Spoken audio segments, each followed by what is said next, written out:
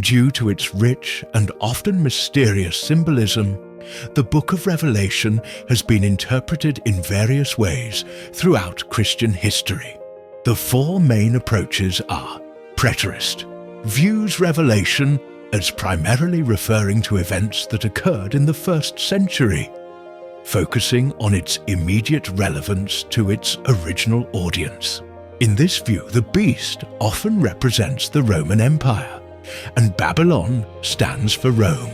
Historicist sees Revelation as a symbolic portrayal of the entire course of church history, from the 1st century to the end of time. This approach has been largely abandoned by modern scholars due to its subjective nature. Futurist interprets chapters 40 to 22 as describing future events leading up to the second coming of Christ. Many variations exist, including dispensational futurism, which places the events during a future 7-year tribulation period.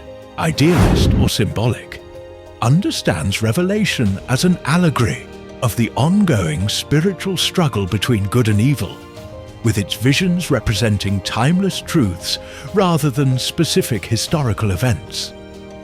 Structure and key visions. Revelation is structured around a series of visions received by John. While some elements are repeated from different perspectives, a general outline emerges. Prologue. Chapter 1.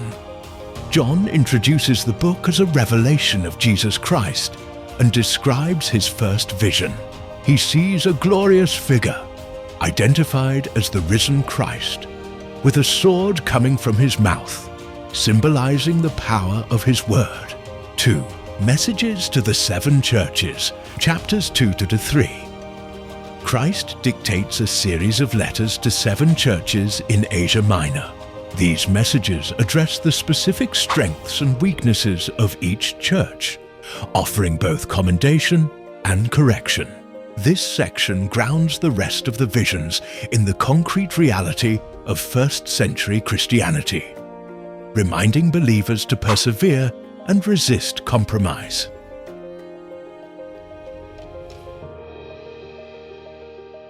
Visions of heavenly worship and the 7 seals.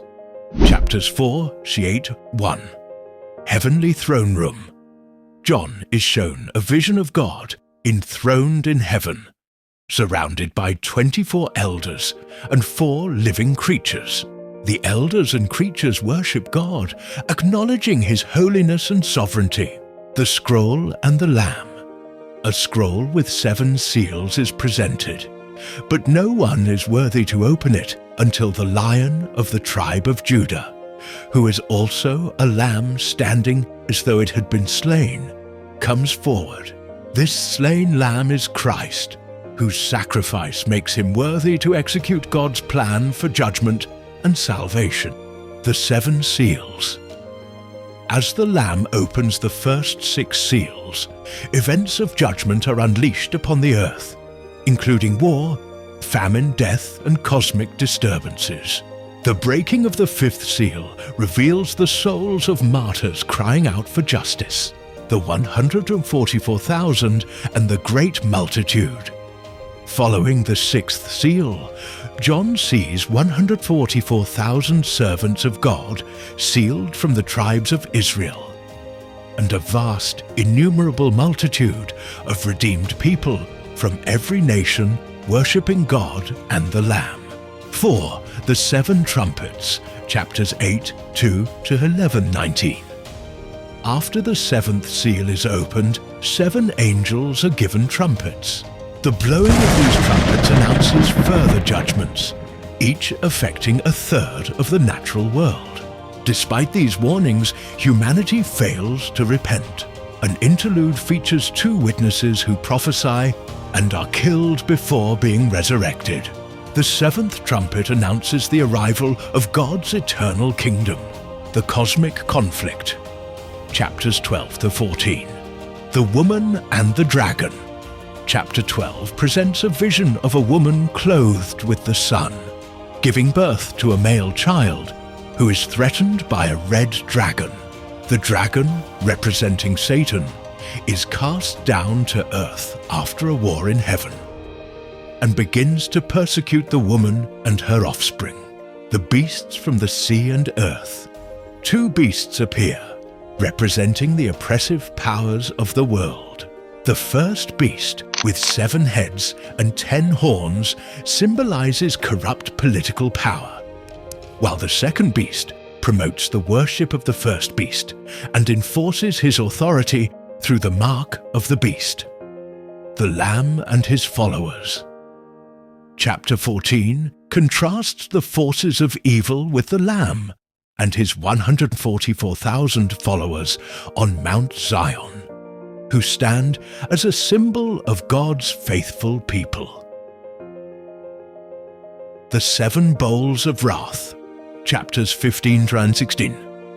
The final series of plagues is poured out from 7 golden bowls, representing the full and final outpouring of God's wrath upon those who worship the beast.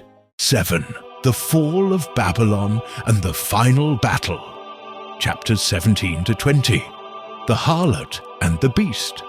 John witnesses the judgment of Babylon the Great, a harlot seated on the scarlet beast. Babylon represents the corrupt, idolatrous world system that opposes God. The marriage of the Lamb. The destruction of Babylon is followed by the celebration of the marriage supper of the Lamb, symbolizing the union of Christ with his faithful followers. Christ's return and the defeat of evil. Christ returns on a white horse to defeat the beast, the false prophet, and the armies of the world. The millennium and final judgment.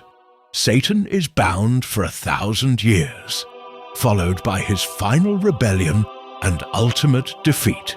The dead are raised for the final judgment, and those not found in the book of life are cast into the lake of fire 8. The new creation, chapters 21 to 22. The final chapters present a glorious vision of a new heaven and a new earth. The new Jerusalem descends, and God himself dwells with humanity. In this redeemed creation, there is no more mourning, crying, or pain, and believers have access to the tree of life and the river of life. The book concludes with a final blessing and Christ's assurance that he is coming soon. At its core, Revelation is a book of hope, centered on the final triumph of God and Christ over all evil.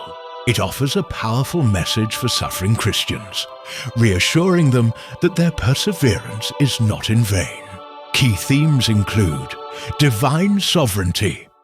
God is in ultimate control of history, and all events unfold according to his plan. The Lamb who was slain. Jesus' identity as both a conquering lion and a slain lamb emphasizes that victory comes through sacrificial love, not worldly power. Worship. True worship is directed only to God, in contrast to the idolatrous worship of worldly powers. Judgment. The book foretells God's judgment on evil and those who reject him, but this serves to vindicate the faithful and restore justice. New creation. The vision of a new heaven and earth offers the ultimate hope, promising the restoration of God's original creation and his eternal presence with his people.